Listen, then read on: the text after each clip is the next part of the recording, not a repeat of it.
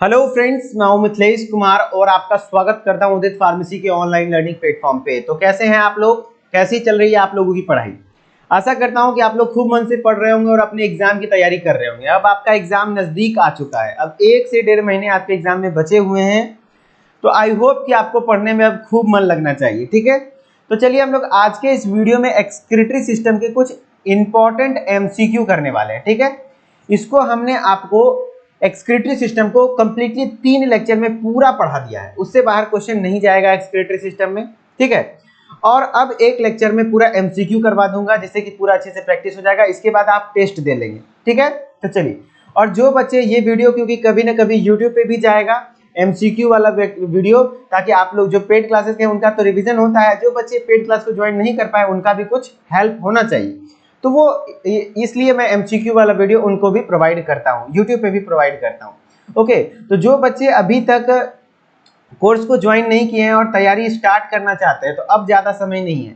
अभी भी अगर आप जग गए, मेहनत करने के लिए मतलब आपके अंदर आग है कि नहीं मेहनत हम 1-1.5 महीना अच्छे से पढ़ सकते हैं, बस 1-1.5 महीने, तो आपका सिलेक्शन हो जाएगा। बायोलॉजी हम लोग यहाँ पूरा सिलेबस अच्छे से कवर कर रहे हैं, कोई दिक्कत वाली बात नहीं है। कोई भी ऐसा चैप्टर नहीं होगा कि जो छूटेगा आपका। ठीक है, बस भगवान मेरा तबियत खराब ना करे तब। ठीक है, होगा, कैसे खराब हो जाएगा, फिर भी करवाएंगे। ठीक है, चलिए, वृक्क की क्रियात्मक इकाई, सबसे पहला क्वेश्चन है हमारा क्या, वृक्क की क्रियात्मक इकाई क्या है, यानी कार्यात्मक इकाई।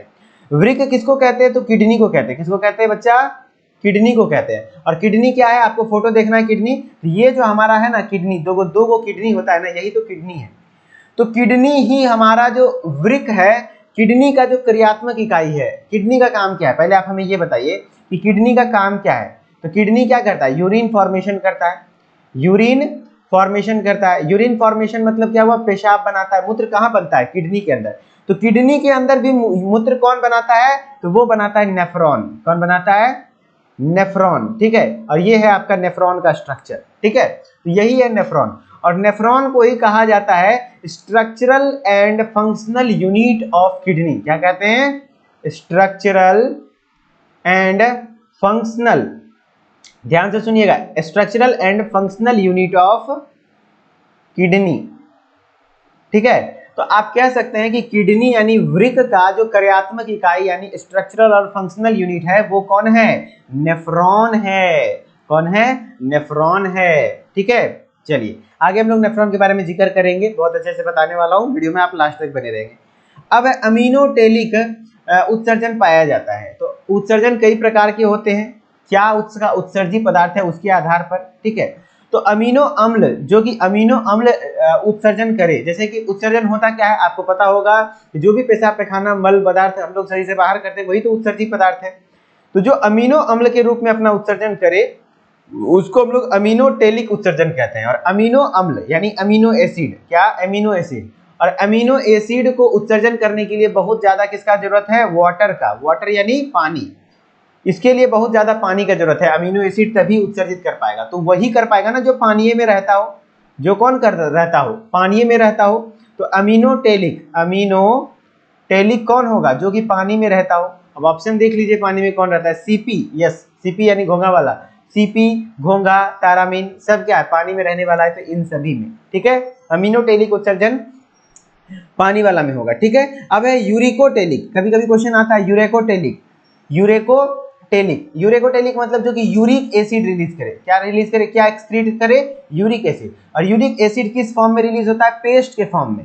पेस्ट फॉर्म, जैसे कि आप देखते होंगे कि आप समझ लीजिए चिड़िया हो गई, चिड़िया जैसे पॉटी करती है तो उसका कैसा होता है? थोड़ा नेट मतलब थोड़ा सा रहता है ना, गोल गोल टाइप का, है ना, पेस्ट जैसा रहता है, तो वो होता है यूरेकोटेलिक। ठीक है, पक्षी वगैरह में। ओके, तो हम लोग क्या है? इंसान क्या है? हम लोग यूरियोटेलिक हैं। Ureotelic, UREOTELIC, ureotelic. हम लोग यूरिया एक्सक्रीट करते हैं, हमारे यूरिन में क्या पाया जाता है? यूरिया। तो यूरेकोटेलिक और यूरियोटेलिक में अंतर है। यूरेकोटेलिक में क्या आता है? Uric acid. और यूरियोटेलिक में क्या आता है? यूरिया। क्या आता है? यूरिया, जो कि किसका एग्जाम्पल? इसका एग्जाम्पल और भी है लेकिन ह्यूमन तो मेजोरिटी में। ठीक है, चलिए नेक्स्ट क्वेश्चन हमारा क्या है, कौन सा निम्न में से कौन सा यूरेकोटेलिक है? यूरेकोटेलिक यानी उसका एक्सक्रीटेड पदार्थ कैसा होगा? क्या होगा? यूरिक एसिड होगा। क्या होगा? यूरिक एसिड होगा। और उसका एक्सक्रीटेड पदार्थ कैसा होगा? पेस्ट के फॉर्म में होगा। देखते हैं कैसे, सांप, यस, सांप का भी जो एक्सक्रीटरी पदार्थ है पेस्ट की फॉर्म में होता है, मुर्गा का भी होता है, कबूतर का भी होता है, तो मछली का तो पानी में है ना, तो मछली में क्या होगा बताइए, अमोनोटेलिक, अमीनो, देखिए अभी पढ़े थे ना अमीनोटेलिक, जिसमें कि जो कि पानी में रहता हो तो इसमें अमीनोटेलिक होता है, ठीक है, पानी में रहता है ना इसलिए, ओके। चलिए नेक्स्ट है, मनुष्य है एक, मनुष्य क्या है एक, एथिनोटेलिक है, अमोनोटेलिक है, यूरियोटेलिक है या रिकोटेलिक है।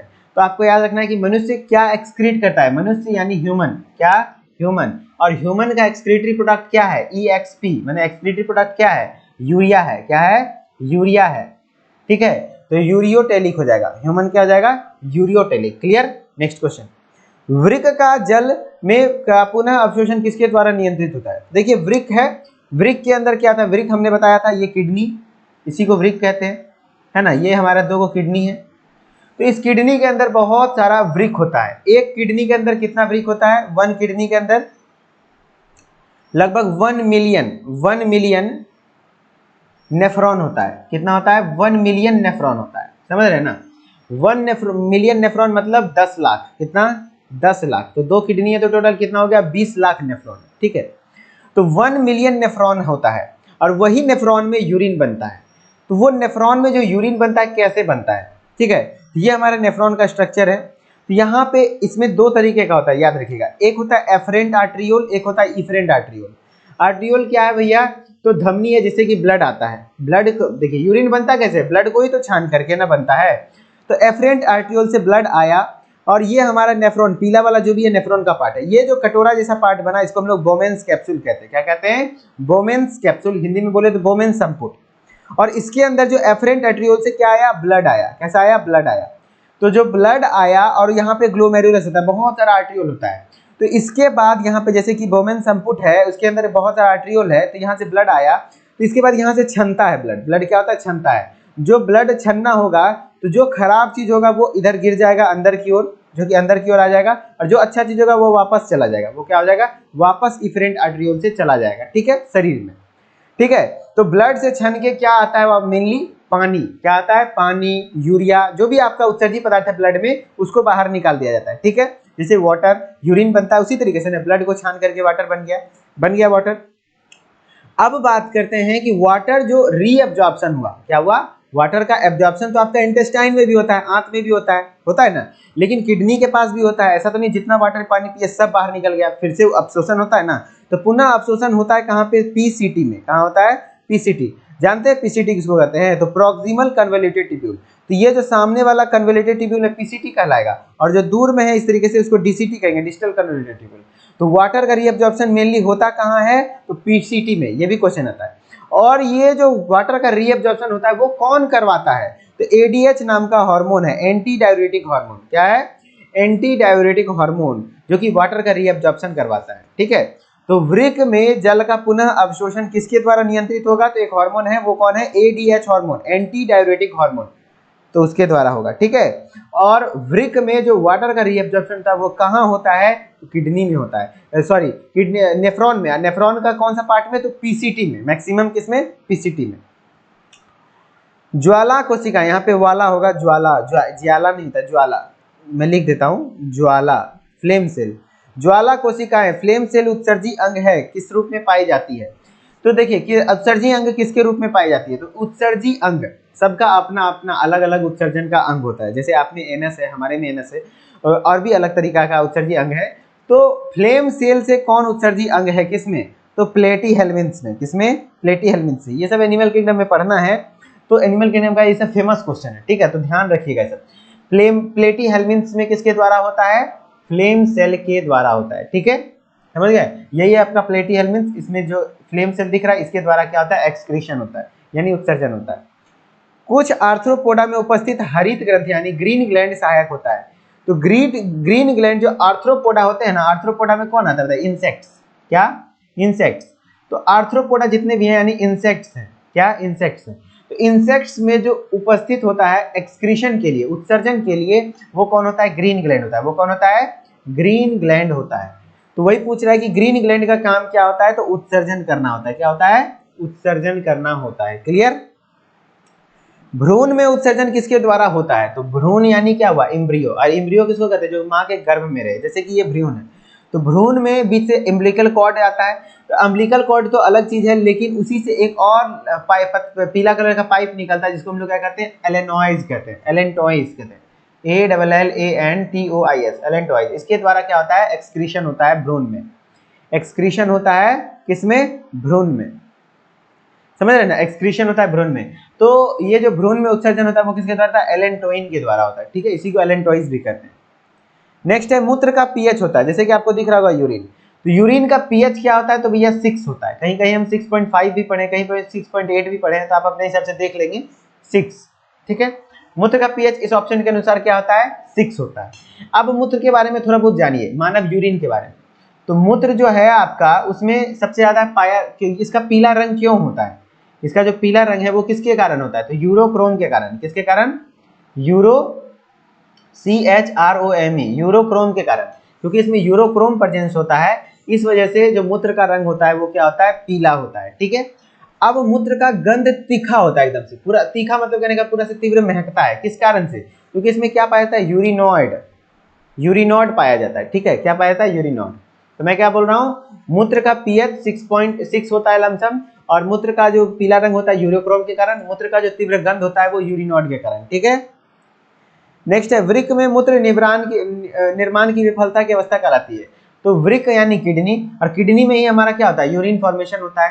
तो जब किडनी यूरिन फॉर्मेशन नहीं कर पाए, यानी क्या हो जाए? किडनी फेल हो जाए, पेशाब बना ही नहीं पाए, ब्लड को फिल्टर ही नहीं कर पाए, तो उस कंडीशन को क्या कहते हैं? एन्यूरिया कहते हैं। क्या कहते हैं? एन्यूरिया। एन्यूरिया के केस में आपका क्या होगा? ब्लड फिल्टर नहीं हो पाएगा, यानी किडनी यूरिन नहीं बना पाएगा, ठीक है। तो आपका क्या आंसर हो जाएगा? एन्यूरिया, ठीक है। चलिए नेक्स्ट क्वेश्चन है आपका, क्या यूरिया की सर्वाधिक मात्रा होती है? यूरिया का जो सर्वाधिक मात्रा होता है किसमें होता है? तो यूरिया फॉर्मेशन होता कहाँ है? यूरिया बनता कहाँ है? पहले ही बताइए। तो यूरिया याद रखिएगा कहाँ बनता है? यूरिया फॉर्मेशन, मैं लिख देता हूं, urea formation takes place in mainly, ऐसा नहीं कि सिर्फ यहीं पे, लेकिन और भी कहीं होता है, लेकिन mainly liver, takes place in mainly liver. किसमें होता है? लीवर में, ठीक है। ये आपको लीवर दिख रहा होगा, यकृत, इसको हिंदी में क्या कहते हैं? यकृत कहते हैं। यकृत में जो यूरिया फॉर्मेशन होता है वो कैसे होता है? तो कार्बन डाइऑक्साइड, ध्यान से रखिएगा, दो गो अमोनिया से कार्बन डाइऑक्साइड मिलता है, तो एक कार्बन रसायन बनता है CONH2 क्या बनता है? CONH2। इसको ऐसे लिखेंगे तो ऐसे करके लिखा जाता है NH2, ठीक है। तो इस तरीके से ये यूरिया का फॉर्मूला भी आपको याद रखना है, CONH2, ठीक है। तो यूरिया का जो फॉर्मेशन होता है वो लीवर में होता है, और लीवर में यूरिया बनने के बाद वो कहाँ चला जाता है? किडनी में, और किडनी के थ्रू यूरिन से बाहर निकल जाता है यूरिया, ठीक है, क्योंकि यूरिया हमारे शरीर के लिए हानिकारक है। अब बात करें कि वो यूरिया कैसे बना, तो यूरिया की सर्वाधिक मात्रा किसमें होगी? तो यूरिया में देखिए लीवर है, लीवर के कोशिका को क्या कहते हैं? लीवर के सेल को क्या कहते हैं? हिपैटोसाइट कहते हैं, हिपैटोसाइट कहते हैं। और लीवर का एक और नाम क्या है? हिपैटिक। लीवर से, मान लीजिए कि लीवर के सेल को हिपैटोसाइट कह दिए, अब लीवर के वेन को क्या कहेंगे? लीवर के वेन को तो क्या कहेंगे? Hepatic vein. क्या कहेंगे? Hepatic vein. हिपैटिक वेन मतलब क्या हुआ? हिपैटिक सीरा। और वेन में कैसा ब्लड फ्लो करता है? डीऑक्सीनेटेड मतलब अशुद्ध रक्त। तो बताइए यूरिया सबसे ज्यादा, और हिपैटिक आर्टरी भी होता है भैया, हिपैटिक आर्टरी भी होता है। आर्टरी में वो ब्लड फ्लो करता है जो शुद्ध हो जाता है। तो अब हमें बताइए यूरिया क्या है? डीऑक्सीनेटेड चीज है, मतलब खराब चीज है। तो ये किस में पाया जाएगा? आर्टरी में या फिर वेन में? तो आर्टरी में नहीं, वेन में, ठीक है। तो वेन में पाया जाएगा, और किसके वेन में? लीवर के वेन में। लीवर के वेन को क्या कहते हैं? हिपैटिक वेन कहते हैं। वेन का हिंदी क्या होता है? सीरा। तो हिपैटिक सीरा में होता है, क्योंकि हिपैटिक में ही ना, लीवर में ही ना यूरिया फॉर्मेशन हो रहा है ना, तो इसी के पास होता है। जब इससे जो निकलेगा क्या कहता है ये आर्टरी, तो आर्टरी में तो ऑक्सीनेटेड ब्लड होता है, मतलब क्या होता है? जो कि शुद्ध किया हुआ रक्त होता है, ठीक है। तो हिपैटिक सीरा में सर्वाधिक मात्रा में यूरिया पाया जाता है, ठीक है। अब सबसे कम कहाँ होता है? तो जब किडनी में पहुंच जाएगा, है ना। देखिए यूरिया का सबसे कम मात्रा कहाँ होता है? किडनी में पहुंचने के बाद एक देखिए लाल वाला जो निकल रहा है वो क्या है? किडनी क्या है? आर्टरी, यानी इसको हिंदी में कहे तो वृक्कीय धमनी, इसको क्या कहेंगे, वृक्कीय धमनी, ठीक है। तो वृक्कीय धमनी में क्या होता है, सबसे कम यूरिया होता है। क्यों? क्योंकि यहाँ पे जो भी ब्लड है लाल वाला है ना, शुद्ध है, तो शुद्ध करके भेजा जाएगा ना, तो इसलिए वृक्कीय धमनी हम कर देंगे आंसर टिक, ठीक है। सीरा में तो अशुद्ध होता है, तो इसमें सबसे ज्यादा यूरिया होगा, कम होगा नहीं। सबसे कम क्या होगा, धमनी में, क्योंकि यूरिया क्या है, खराब चीज है, तो उस खराब चीज को निकाल देते हैं, तभी तो धमनी में जाता है ब्लड, ठीक है। चलिए, मनुष्य में रुधिर में यूरिया का समान स्तर होता है। जो ब्लड है, यूरिया का जो समान स्तर है, नॉर्मल लेवल है, वो कितना होता है? तो याद रख लीजिएगा, यूरिया का जो नॉर्मल लेवल है 4 ग्राम पर लीटर है। क्या है? 4 ग्राम पर लीटर है। कितना है? 4 ग्राम प्रति लीटर। ओके, मनुष्य में यूरिया का समान स्तर। निम्न में से किस अंग का नाइट्रोजनी उत्सर्जन में योगदान नहीं है?